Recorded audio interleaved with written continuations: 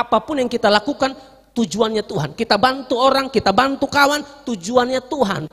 Tuhan yang ditinggikan. Bukan bantu orang supaya dia tahu siapa saya. Tidak perlu. Bantu orang, buat sesuatu, Tuhan harus dimuliakan. Halo semuanya, jangan lupa subscribe, like, komen, dan klik tombol notifikasi. Bye!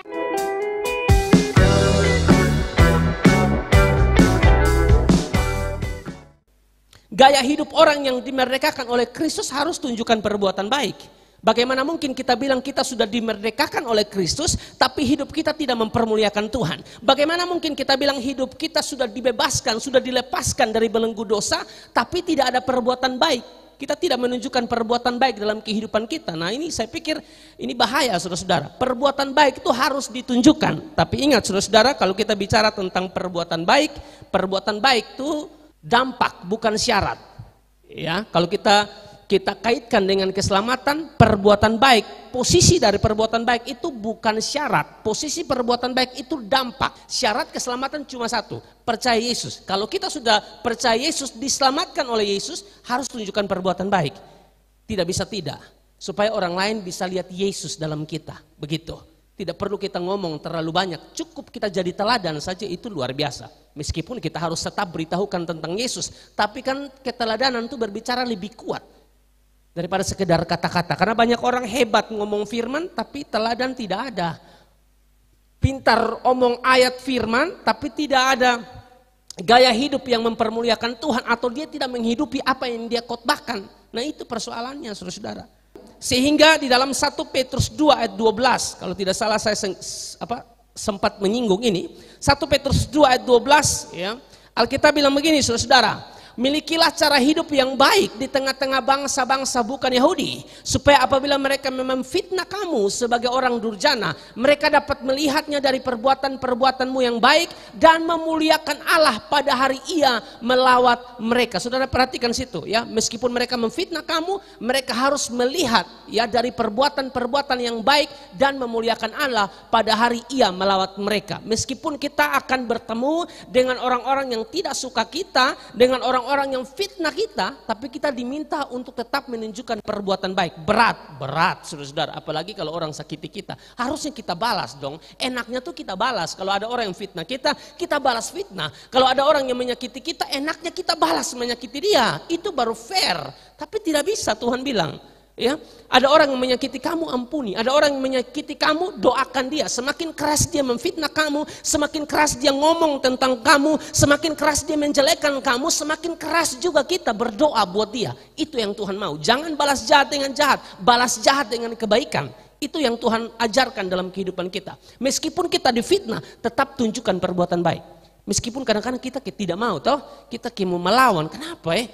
Kita ditekan, harus tunjukkan perbuatan baik. Tapi itu yang Tuhan mau. Kita harus tunjukkan perbuatan baik supaya Tuhan dimuliakan. Supaya mereka bisa lihat benar, ini anak Tuhan. Ya, bukan pada saat situasi lagi baik lalu dia bisa bersyukur. Bukan waktu situasi lagi baik dia bilang Tuhan hebat. Waktu situasi tidak baik sekalipun, ada orang ngomong dia, ada orang fitnah dia, ada orang jelekan dia, dia tetap bilang Tuhan baik dan dia tunjukkan lewat perbuatannya. Saya tidak balas jahat dengan jahat, saya akan tetap doakan dia. Itu baru anak Tuhan yang luar biasa. Perbuatan baik itu harus ditunjukkan meskipun ada orang fitnah kita. Sekali lagi saya harus kasih tahu saudara, meskipun saudara anak Tuhan, memuji, menyembah Tuhan, melayani Tuhan, tapi dengar, kita tidak bisa paksa semua orang menyukai kita. Amin. Kita tidak bisa paksa semua orang menyukai kita.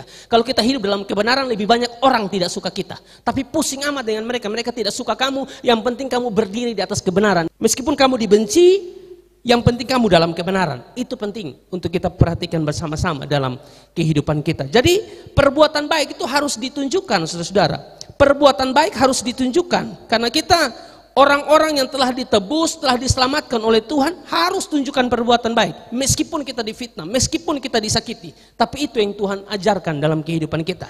Ya, makanya dalam Matius pasal yang kelima ayat 16. Matius pasal 5 ayat 16 mengatakan begini, demikian hendaknya terangmu bercahaya di depan orang, supaya mereka melihat perbuatanmu yang baik. Jadi perbuatan baik itu harus ditunjukkan. Tujuannya bukan supaya orang puji nama kamu, tujuannya supaya Bapa di sorga dimuliakan. Perhatikan, supaya mereka melihat perbuatanmu yang baik dan memuliakan Bapamu yang di sorga. Itu tujuan perbuatan baik kita. Apapun yang kita lakukan, tujuannya Tuhan. Kita bantu orang, kita bantu kawan, tujuannya Tuhan.